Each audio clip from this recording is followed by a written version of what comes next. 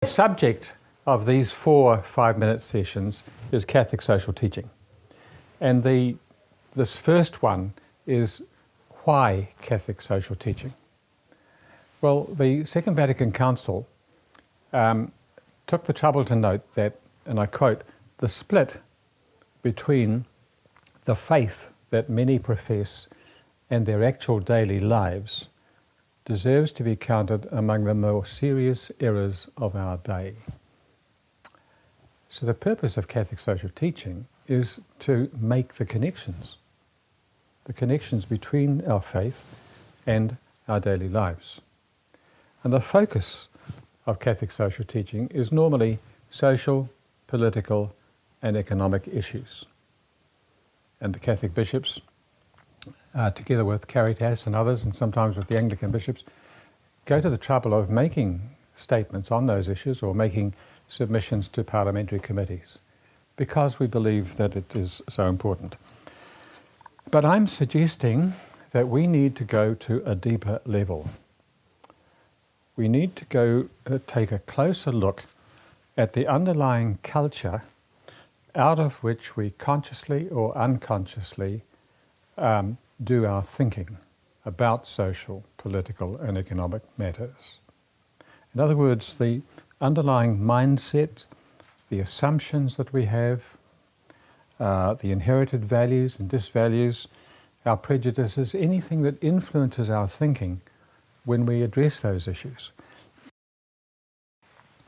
So the specific question that I'm addressing is, what difference does it make whether faith is or is not part of our mindset, part of our culture, when we are addressing issues of social, political and economic matters?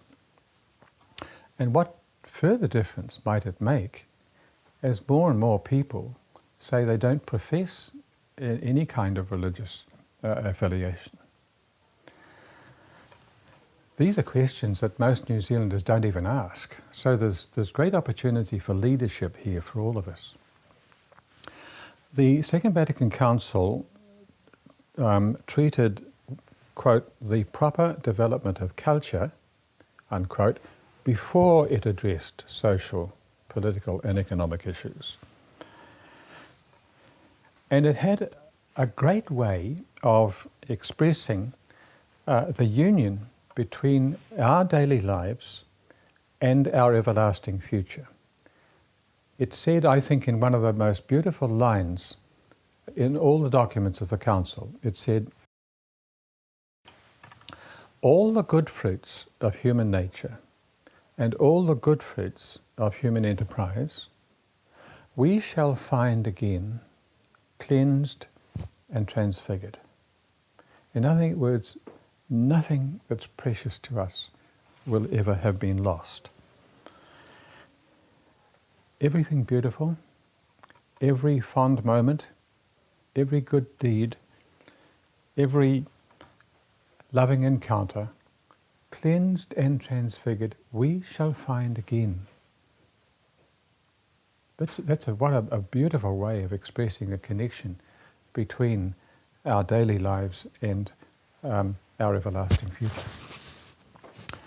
Catholic social teaching draws from natural law, which gives us common ground with a lot of other people, but it also draws very specifically from the gospel. And if it's connections between our faith and our daily lives we're talking about, then it helps also to remember that social justice is essentially connected with our celebrations of Eucharist. Both Pope Benedict and Pope John Paul II emphasized the need for Eucharistic celebrations to spill over into the realities of daily life. And they went so far as to say that if that doesn't happen, then our celebrations of the Eucharist lack authenticity. This, I think, is highlighted by the way that St. John gives us his record of the Last Supper, where the washing of the feet actually replaces the words of institution when he's dealing with Eucharist. And by that action, Jesus was wanting to emphasize that all his disciples are meant to be servants of one another.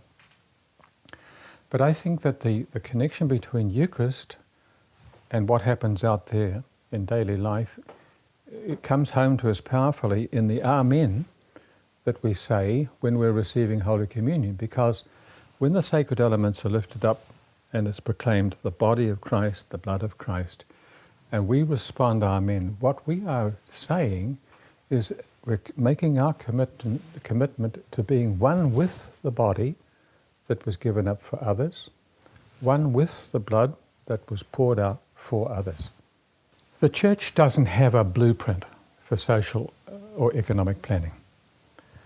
But Pope Paul VI had a beautiful way of saying how the gospel needs to permeate the whole of our lives. He says it needs to, and I quote, affect and even upset our criteria of judgment, our determining values, our points of interest, our lines of thought, our sources of inspiration, and our models of life.